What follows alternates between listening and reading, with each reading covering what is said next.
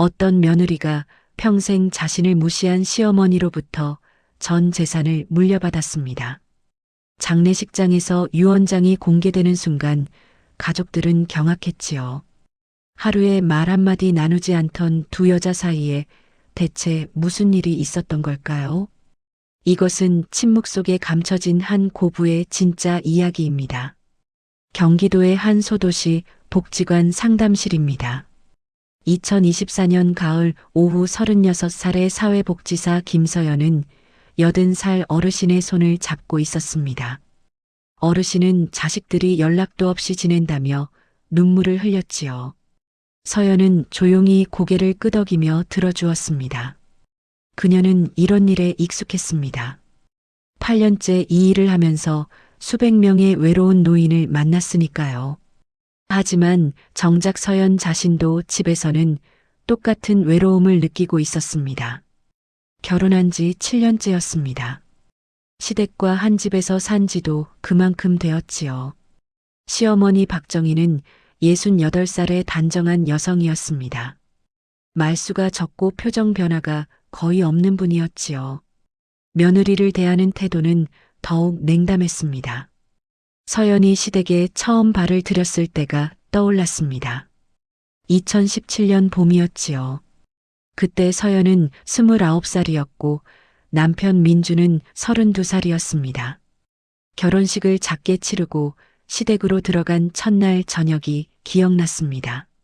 식탁에 둘러앉았을 때 시어머니는 며느리 쪽을 한 번도 쳐다보지 않았습니다.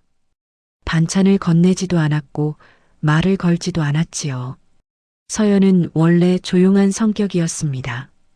어릴 적부터 말보다는 행동으로 마음을 표현하는 아이였지요. 부모님은 그런 딸을 이해해 주었습니다. 하지만 시댁은 달랐습니다. 서연의 침묵은 예의 없음으로 해석되었고 그녀의 배려는 보이지 않았습니다. 식탁에서의 시간이 가장 고통스러웠습니다. 시어머니는 아들에게만 말을 걸었고 며느리는 투명인간처럼 취급당했지요. 국을 더 먹고 싶어도 감히 손을 뻗을 수 없었습니다. 시어머니가 건네주기를 기다려야 했는데 그 손길은 오지 않았으니까요. 남편 민주는 그런 분위기를 알면서도 어색하게 웃으며 넘겼습니다. 며느리에게 직접 국을 따라주면서도 어머니의 눈치를 살폈지요. 시누이 민지도 문제였습니다. 34살의 민지는 미혼이었고 가끔 시댁에 들렀습니다. 그녀는 며느리를 불편해했지요. 자기 자리를 빼앗긴 것처럼 느꼈는지 서연에게 차갑게 대했습니다. 가족 대화에서 서연을 의도적으로 배제했고 그녀의 의견은 무시했지요. 서연은 갈등을 키우고 싶지 않았습니다. 사회복지사로 일하면서 갈등의 파괴력을 너무 많이 봤으니까요. 그래서 말 대신 행동을 선택했습니다. 매일 새벽 5시 반에 일어나 시어머니의 고혈압 약과 당뇨약을 챙겼습니다. 약봉지에 날짜를 적어 식탁에 놓아두었지요. 시어머니는 병원을 자주 다녔습니다. 무릎 관절이 좋지 않았고 지병도 여럿 있었지요. 서연은 시어머니의 병원 진료 기록을 꼼꼼히 정리했습니다. 엑셀 파일에 날짜별로 어떤 검사를 받았는지, 어떤 약을 처방받았는지 기록했습니다. 혹시 응급 상황이 생겼을 때 도움이 될 거라 생각했지요. 하지만 시어머니는 한 번도 고맙다는 말을 하지 않았습니다. 약이 챙겨져 있어도 그냥 먹을 뿐이었고 병원 기록을 정리해도 반응이 없었지요. 심지어 눈도 마주치지 않았습니다. 서연은 점점 지쳐갔습니다. 직장에서는 달랐습니다. 복지관 어르신들은 서연을 좋아했지요. 말은 적지만 진심으로 경청하고 필요한 도움을 빠르게 찾아주었으니까요. 어떤 할머니는 서연을 자기 딸처럼 여겼습니다. 추석이 되면 송편을 싸오시기도 했지요. 서연은 아이러니를 느꼈습니다. 남의 어르신은 돌볼 수 있는데 정작 시어머니와는 대화조차 할 수 없다는 게 답답했습니다. 하루에 말 한마디 섞지 않는 날이 점점 많아졌지요. 아침에 약만 챙겨두고 출근하고 저녁에 늦게 들어와 방으로 들어가는 날들이었습니다. 남편은 중간에서 힘들어했습니다. 어머니와 아내 사이에서 어떻게 해야 할지 몰랐지요. 가끔 서연에게 조금만 더 적극적으로 다가가 보라고 말했습니다. 하지만 서연은 이미 충분히 노력하고 있다고 생각했습니다. 벽을 세운 건 자신이 아니라 시어머니였으니까요. 2022년 겨울 시어머니가 독감에 걸렸을 때가 있었습니다. 고열로 며칠을 앓았지요. 서연은 매일 퇴근 후 약국에 들러 해열제와 영양제를 사왔습니다. 죽을 쓸어 방문 앞에 놓아두었고 수건을 적셔 이마에 올려드렸습니다. 하지만 시어머니는 여전히 말이 없었습니다. 회복한 뒤에도 감사 인사는커녕 눈빛 하나 달라지지 않았지요. 서연은 점점 체념했습니다. 이 관계는 변하지 않을 거라고 생각했습니다. 그냥 의무만 다하고 감정은 기대하지 않기로 했지요. 집은 그저 잠만 자는 곳이 되었고 진짜 삶은 직장에서만 존재했습니다. 그렇게 7년의 세월이 흘렀습니다. 침묵이 쌓이고 또 쌓였지요. 서연은 이 상황이 영원히 계속될 거라 믿었습니다. 시어머니도 자신을 미워할 거라 확신했고요. 하지만 2024년 11월 어느 추운 새벽 모든 것이 바뀌었습니다. 시어머니 박정희가 조용히 세상을 떠난 것입니다. 그리고 장례식장에서 읽힌 유언장은 모두를 충격에 빠뜨렸지요. 7년 동안 단 한마디 따뜻한 말도 건네지 않던 시어머니가 며느리에게 무엇을 남겼을까요? 그 답은 아무도 예상하지 못한 것이었습니다. 2024년 11월 17일 일요일 새벽 5시였습니다. 서연은 평소처럼 일어나 시어머니 방 앞에 약을 놓으려 했습니다. 그런데 방문이 열려 있었지요. 이상했습니다. 시어머니는 항상 문을 닫고 주무셨으니까요. 서연은 조심스럽게 안을 들여다봤습니다. 시어머니가 침대에 누워 계셨습니다. 너무 조용했지요. 가까이 다가가 손을 흔들어 봤지만 반응이 없었습니다. 손목을 잡아봤습니다. 차가웠습니다. 서연은 침착하게 119에 전화를 걸었습니다. 사회복지사로 일하면서 응급 상황을 여러 번 겪었기에 당황하지 않았지요. 구급대원이 도착했을 때 이미 시어머니는 숨을 거둔 상태였습니다. 심근경색이었습니다. 잠든 사이 고통 없이 가신 거라고 했습니다. 남편 민준이 급히 달려왔습니다. 어머니의 손을 잡고 한참을 울었지요. 시누이 민지도 새벽같이 도착했습니다. 민지는 서연을 날카롭게 쳐다봤습니다. 왜 더 일찍 발견하지 못했어요?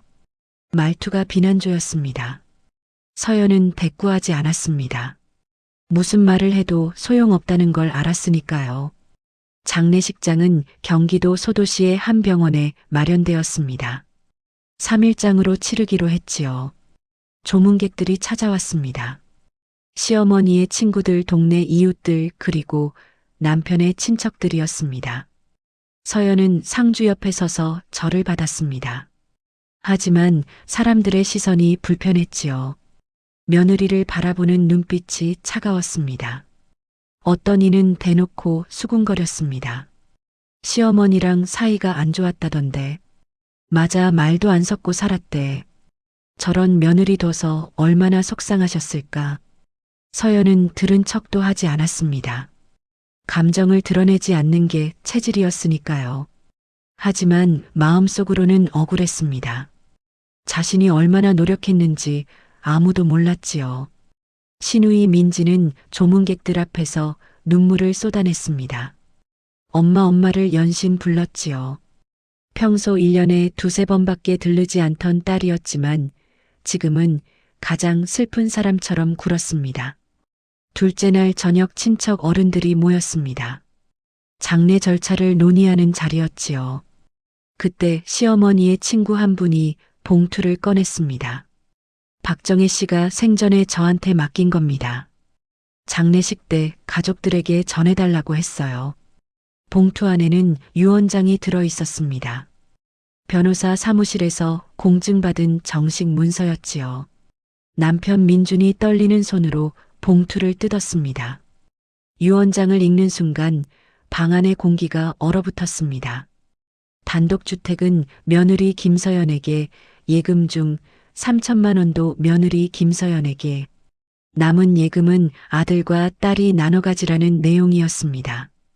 민지가 벌떡 일어났습니다. 이게 뭐야, 이게 말이 돼? 목소리가 떨렸습니다. 분노와 당혹감이 뒤섞인 표정이었지요. 오빠, 이거 이상한 거 아니야. 엄마가 정신이 온전하실 때 쓴 게 맞아. 민준도 어안이 벙벙한 얼굴이었습니다. 아내를 쳐다봤지만 아무 말도 하지 못했지요. 친척 어른 한 분이 유언장을 다시 살펴봤습니다. 공증도 받았네. 날짜가 6개월 전이야. 올해 5월에 작성한 거로 나와 있어. 그러자 민지가 서연을 노려봤습니다. 언니가 뭘 한 거예요? 엄마를 어떻게 구슬린 거냐고요? 서연은 고개를 저었습니다. 저도 몰랐어요. 정말 아무것도 모릅니다. 하지만 아무도 믿지 않았습니다. 민지는 코웃음을 쳤지요.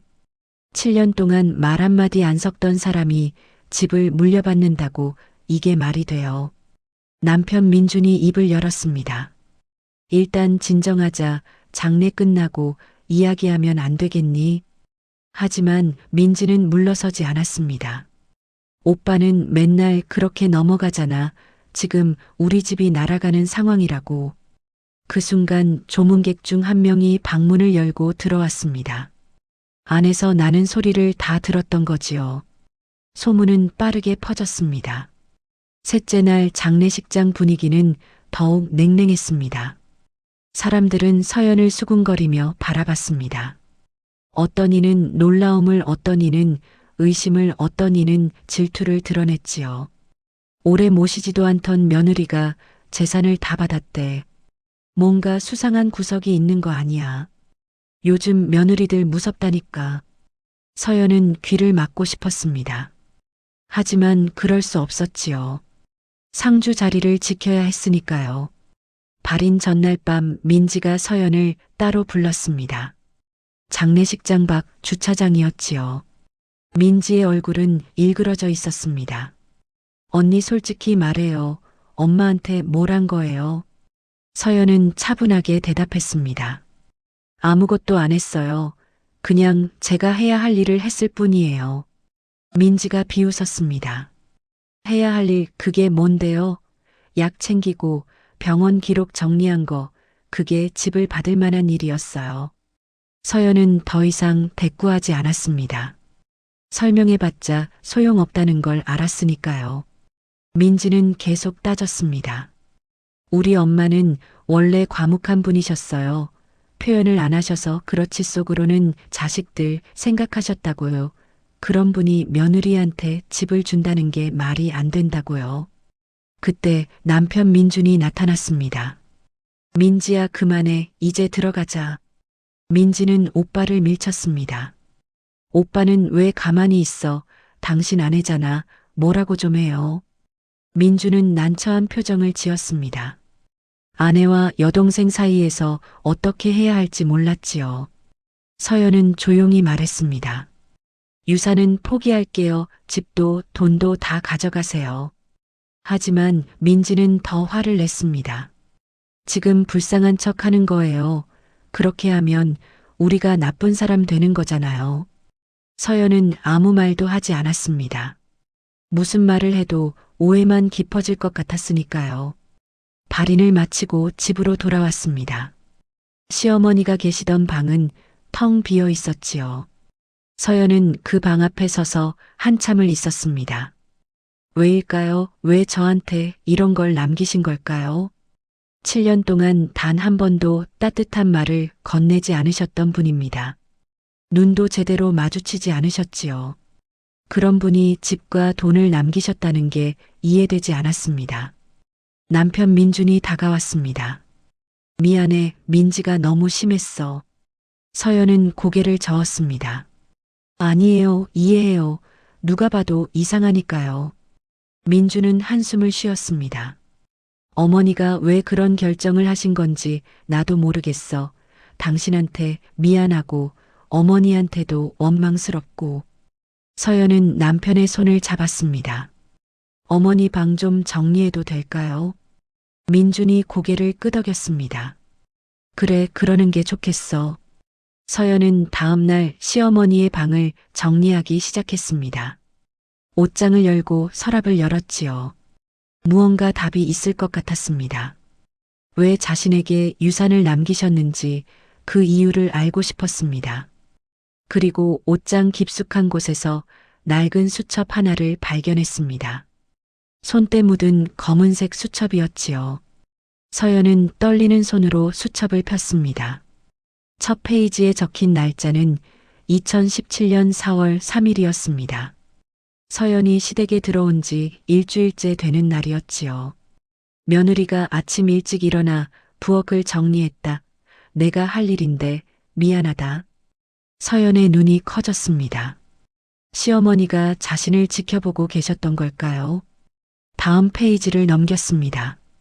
오늘은 약을 챙겨줬다 고맙다고 말하고 싶었는데 입이 떨어지지 않았다.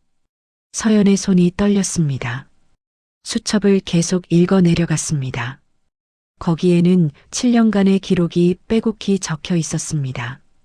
그리고 그 기록들은 서연이 전혀 예상하지 못한 진실을 담고 있었습니다. 서연은 떨리는 손으로 수첩을 넘겼습니다. 2017년부터 2024년까지 7년간의 기록이었지요. 하루도 빠짐없이 적혀 있었습니다. 2017년 5월 12일 며느리가 내 약을 챙겨줬다. 말을 걸고 싶었지만 어떻게 해야 할지 몰랐다. 2018년 3월 8일 오늘 며느리가 병원 기록을 정리해줬다. 얼마나 세심한 아이인지 처음 알았다. 고맙다고 말하지 못한 내가 한심하다. 2019년 7월 23일 며느리가 내 생일을 챙겨줬다. 미역국을 끓여놨다. 아무도 모르게 울었다. 서연은 숨이 막혔습니다. 시어머니가 모든 걸 알고 계셨던 겁니다. 자신의 작은 배려 하나하나를 다 기억하고 계셨지요. 2020년 11월 5일 민지가 한 달 만에 왔다. 30분 있다 갔다. 며느리는 매일 내 곁에 있다. 누가 진짜 내 가족인지 이제 안다. 서연의 눈에서 눈물이 흘렀습니다. 시어머니는 외로웠던 겁니다. 표현하지 못해서 그렇지 며느리의 존재를 감사하게 여기고 계셨던 거지요. 2022년 12월 18일 독감으로 며칠을 앓았다. 며느리가 매일 죽을 쓸어 왔다. 수건으로 이마를 닦아줬다. 딸도 아들도 오지 않았다. 며느리만 왔다. 서연은 그날을 기억했습니다. 시어머니가 고열로 고생하셨을 때였지요. 자신은 당연한 일을 했을 뿐인데 시어머니에게는 그게 전부였던 겁니다. 2023년 6월 30일 며느리를 불쌍하게 보지 않아서 좋다, 동정이나 의무가 아니라 그냥 사람으로 대해준다. 이런 며느리를 냉대한 내가 부끄럽다. 서연은 수첩을 가슴에 안았습니다. 7년 동안 오해하고 있었던 겁니다. 시어머니의 침묵은 미움이 아니라 표현 방법을 몰랐던 거였지요. 마지막 페이지를 펼쳤습니다. 2024년 11월 10일 일주일 전 날짜였습니다. 며느리에게 집을 물려주기로 했다. 변호사와 상담도 끝냈다. 민지와 민주는 이해하지 못할 것이다.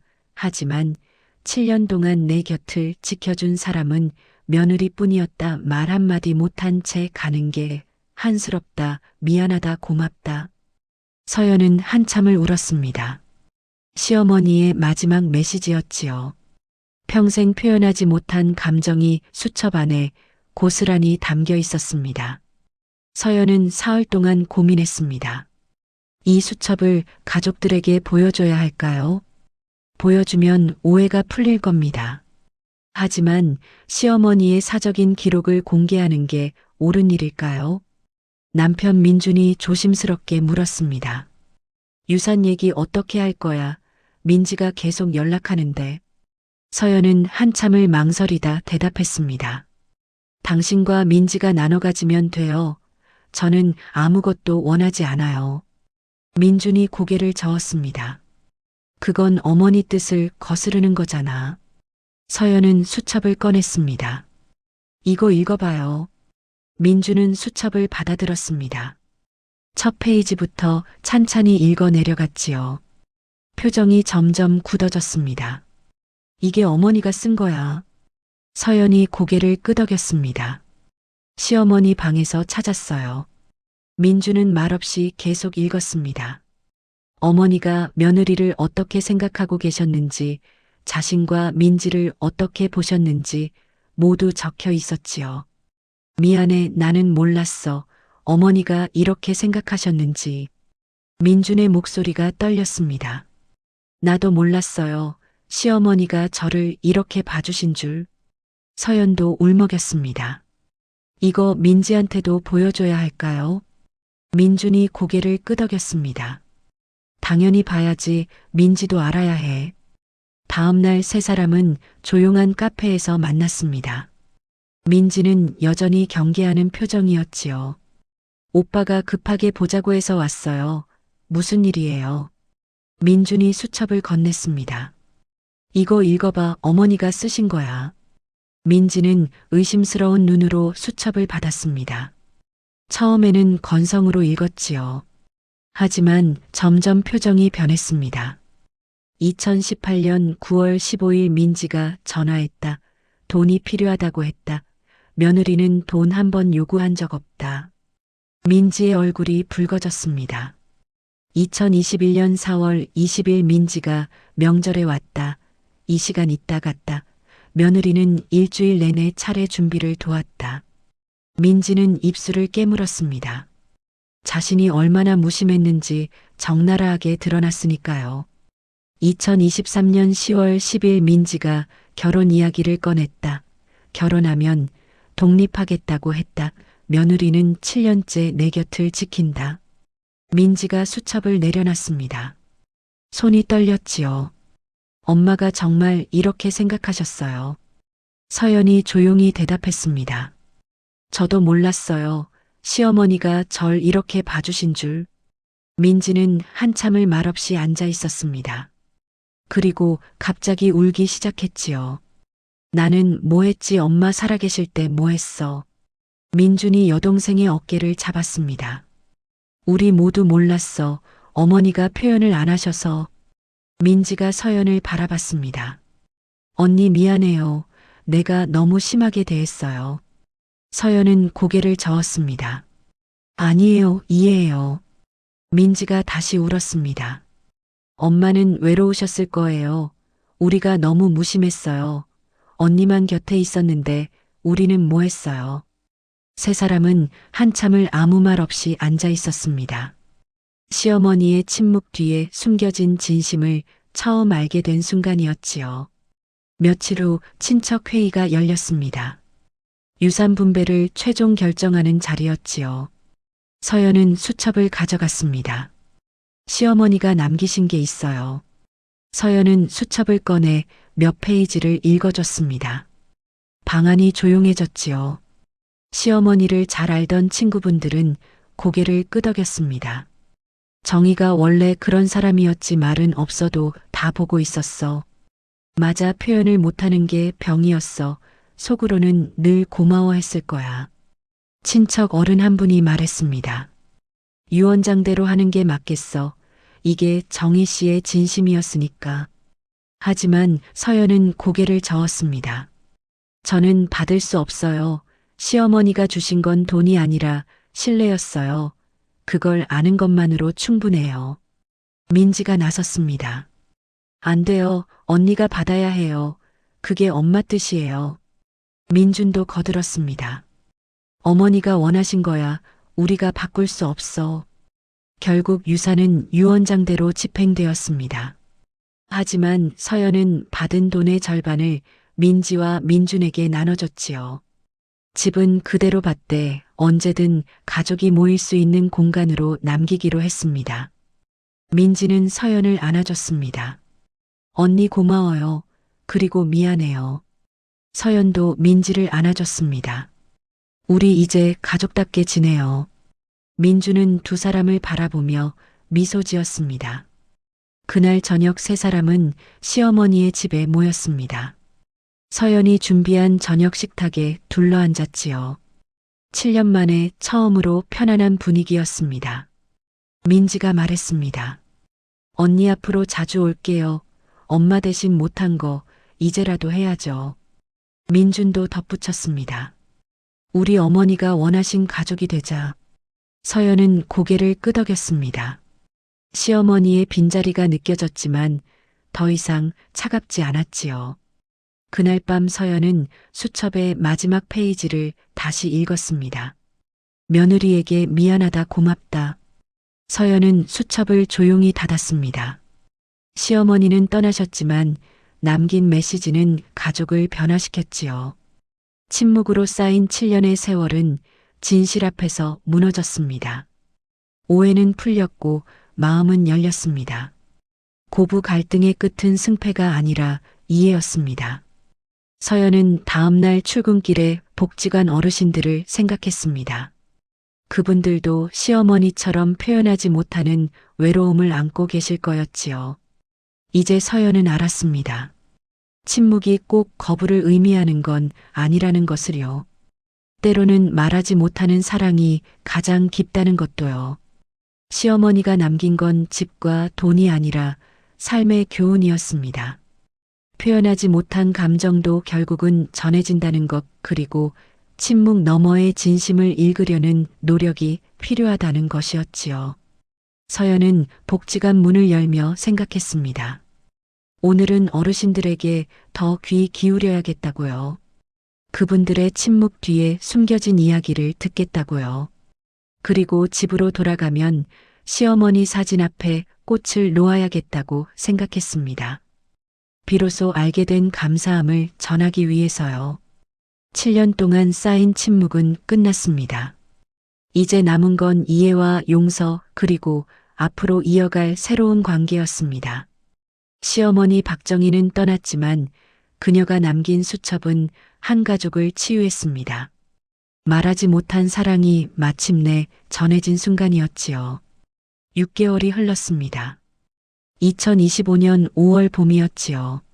서연은 시어머니의 집 거실에 앉아 창밖을 바라봤습니다. 작은 마당에 장미가 피어나고 있었습니다. 이 집에서의 7년은 고통이었습니다. 하지만 지금은 달랐지요. 더 이상 숨죽이며 살지 않아도 되었습니다. 벽은 무너졌고 침묵은 끝났으니까요. 민지가 현관문을 열고 들어왔습니다. 언니 왔어요. 예전의 차가운 목소리가 아니었습니다. 따뜻하고 편안한 톤이었지요. 민지는 이제 일주일에 2번씩 들렀습니다. 어머니가 살아계실 때보다 더 자주였습니다. 오늘 뭐 해 먹을까요? 민지가 부엌으로 들어가며 물었습니다. 서연이 미소 지었지요. 시어머니가 좋아하시던 된장찌개 어때요? 민지가 고개를 끄덕였습니다. 좋아요. 엄마 레시피대로 해봐요. 두 사람은 나란히 부엌에 섰습니다. 예전 같으면 상상도 할 수 없던 모습이었지요. 민지가 물을 썰며 말했습니다. 언니 솔직히 말해도 돼요. 서연이 쳐다봤습니다. 처음엔 진짜 이해 안 됐어요. 왜 엄마가 언니한테만 그랬는지. 민지의 목소리가 조용했습니다. 근데 수첩 읽고 나서 알았어요. 내가 얼마나 무심한 딸이었는지. 서연은 아무 말도 하지 않았습니다. 민지가 스스로 깨달은 것으로 충분했으니까요. 1년에 몇 번 안 들렀잖아요. 들러도 금방 갔고 엄마는 외로우셨을 거예요. 민지의 눈이 붉어졌습니다. 언니는 매일 곁에 있었잖아요. 말은 안 했어도 존재 자체가 위로였을 거예요. 서연이 민지의 손을 잡았습니다. 시어머니는 당신을 사랑하셨어요. 수첩에 그렇게 쓰여 있었잖아요. 민지가 고개를 끄덕였습니다. 알아요. 그래서 더 미안해요.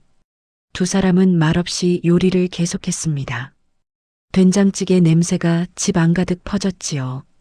저녁 무렵 민준이 퇴근했습니다. 식탁에는 따뜻한 저녁상이 차려져 있었습니다.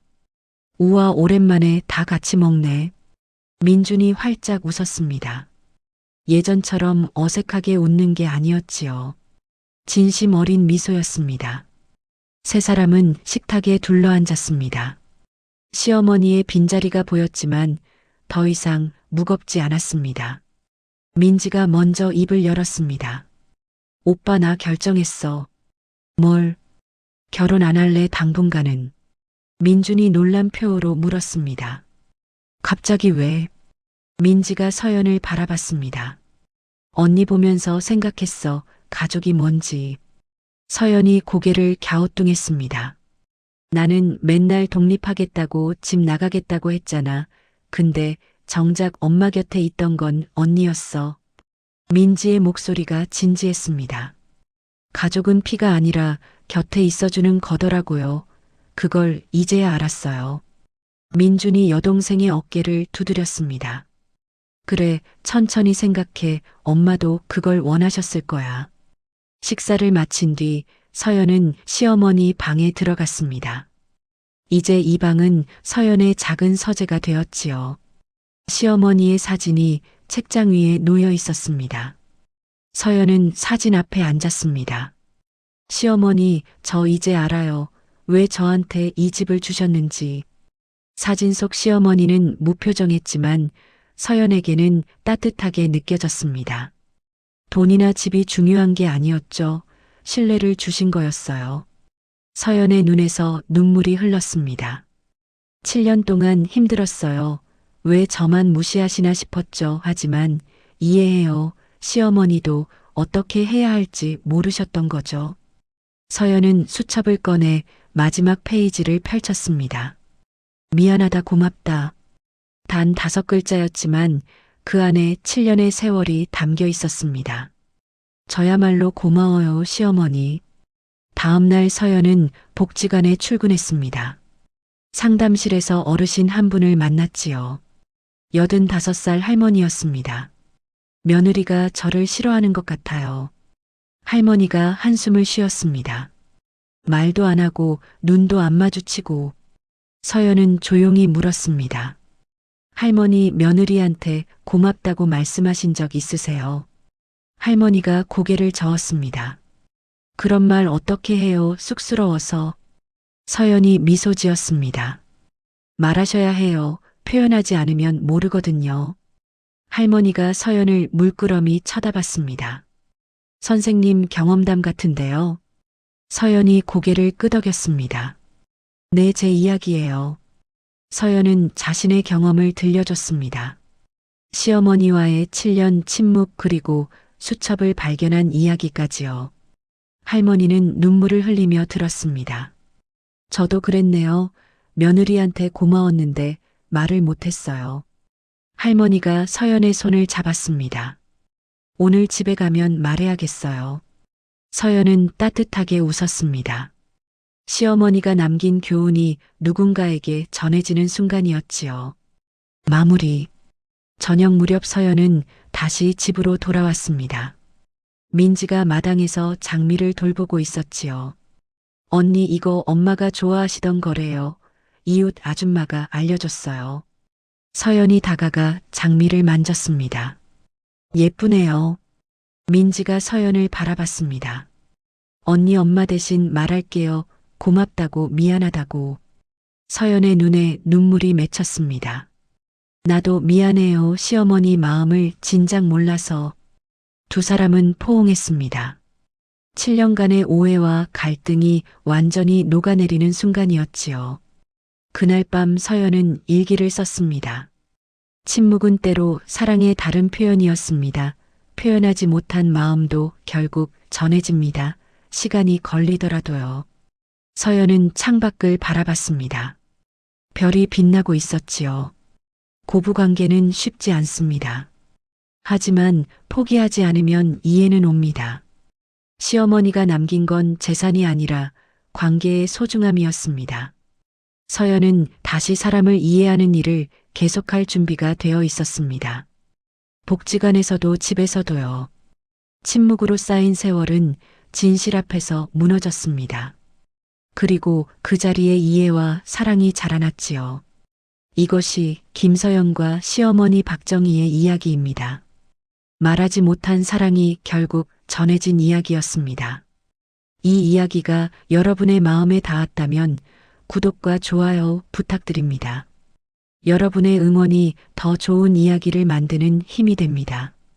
감사합니다.